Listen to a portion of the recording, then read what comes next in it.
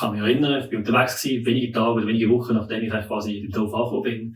Ich bin wieder unterwegs gewesen, richtig heim.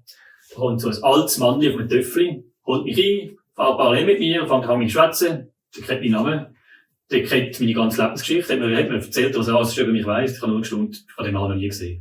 Walk together, talk together, all you people of the earth. Hallo zusammen, ich bin der Robert Rammer, ich bin 95 mit EFS in Malaysia gewesen. Ihr fragt euch jetzt vielleicht, warum es ausgerechnet Malaysia? Ich sage, schlussendlich ist es Zufall gewesen. Weil eigentlich habe ich mich für die USA gemeldet, wie viele andere auch. Ich hatte die Möglichkeit gehabt, mich neu zu entscheiden. Einmal den Globus dreht, tschick! Okay, ich gehe nach Malaysia. So ist es gekommen, dass ich wenige Monate später in einem kleinen Dorf, zwischen den Reisfeldern, im Nordwesten von Malaysia gelandet bin. Die kulturellen Unterschiede waren gewaltig. Ich bin wirklich wie ein Kleinkind vorgekommen, weil ich alles neu lernen musste. Von jeder Alltagstätigkeit über den Umgang mit anderen Leuten etc. So weit gegangen, dass eigentlich quasi mein 5-jähriger Gastbruder mir hat essentielle Sachen müssen zeigen, wie zum Beispiel auch, wie man sich wäscht in einem Badzimmer, wo eigentlich nur aus einem Waschtrog besteht und einem WC-papierlosen Steh-WC. Oder auch wie man halt einen Wickelrock, also einen Sarong sich bindet, den man jeden Abend angezogen hat, etc. etc. Als Weisse in so einem ländlichen Dorf in Malaysia damals war mir auch eine Sensation gewesen. Die ihr nicht kennt. Ich kann mich erinnern, ich bin unterwegs gewesen, wenige Tage oder wenige Wochen, nachdem ich quasi in dem Dorf angekommen bin. Ich bin wieder unterwegs gewesen, richtig heim. Da kommt so ein altes Mannli auf einem Töffli, holt mich ein, fährt parallel mit mir, fängt an mit schwätzen, der kennt meinen Namen. Der kennt meine ganze Lebensgeschichte, hat mir erzählt, was er alles über mich weiss. Ich habe nur geschaut, ich habe den Mann noch nie gesehen. Keine Ahnung, wo er das alles gewusst hat. Oder wenn ich an einer Bikes vorbeigelaufen bin im Dorf, das war wirklich wie bei jedem Tennismatch eigentlich. Alle zusammen gleichzeitig den Kopf gedreht und mir nachgestellt. Malaysia hat auch den Vorteil, dass es ein Vielvölkerstaat ist.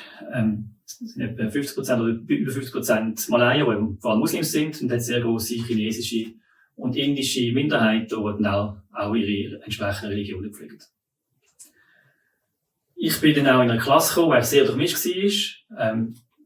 Und dementsprechend habe ich wirklich die Möglichkeit gehabt, alle möglichen Arten von Fest und Ritualen mitzuerleben.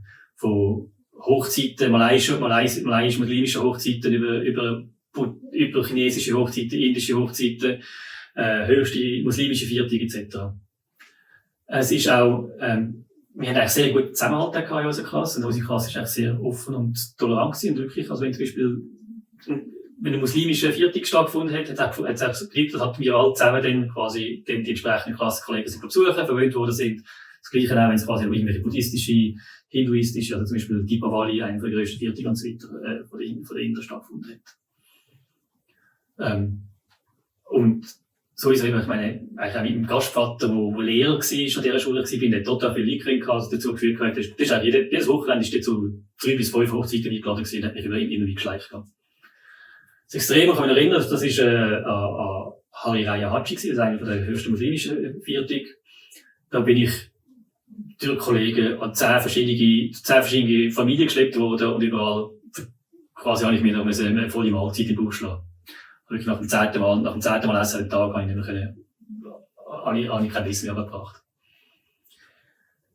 Ich habe dort auch Kollegen getroffen, also Kollegen gewonnen, die für mich Sachen gemacht haben, die meine besten Kollegen in der Schweiz erst nie gemacht hätten. Oder? Meine malaysische Familie ist dann auch,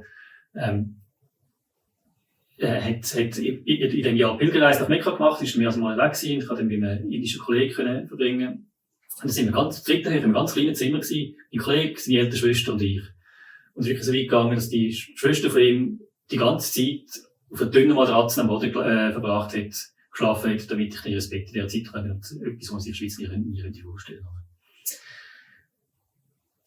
Ich muss sagen, ich habe ein super Jahr verbracht, ich habe Sachen gelernt, die ich sonst nie quasi hätte so lernen. Und ich glaube, so ein Austauschjahr in so einem Alter ist einfach eine unglaubliche Möglichkeit, die einem später eigentlich so nie mehr geboten wird. Dass man Teil von der Kultur wird, dass man Teil von der Familie wird. In einem Alter, wo man es eben noch gerade noch kann.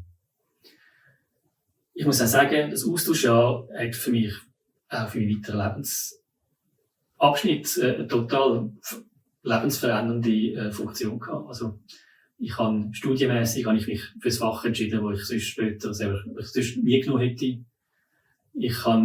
Bin auch sehr lange quasi als Freiwilliger bei EFS tätig gewesen, und habe dort auch Erfahrung gesammelt, wo mir dann auch beruflich quasi geholfen haben, eigentlich, dass ich den Job bekommen habe, wo ich jetzt habe. Und selbst lebensverändernd ist halt auch, dass ich dann ein paar Jahre später auch wieder in Malaysia meine jetzige Frau kennengelernt habe und auch meine beiden Kinder in Malaysia zur Welt gekommen sind. Ja, und ich muss sagen, jetzt als Vater von 2 kleinen Kindern, ich hoffe ganz, ganz fest, dass mindestens eins von meinen Kindern den Schritt auch machen und sich eben auch die Chance nehmen wird, von so einem Austausch einmal möglich. Hacken Sie, gleich wo ihr hingehen, USA, Malaysia oder sonst irgendwo. Ciao zusammen. Falls es das Video gefallen hat, hinterlasst uns gerne einen Daumen nach oben und abonniere kostenlos unseren Kanal und aktiviere die Glocke. So verpasst du keines von unseren zukünftigen AFS-Story-Videos. Willst du noch mehr über AFS erfahren? Dann folge uns auf Instagram. Den Link zu Instagram und zu weiteren Kanälen findest du in der Beschreibung. Walk together, talk together.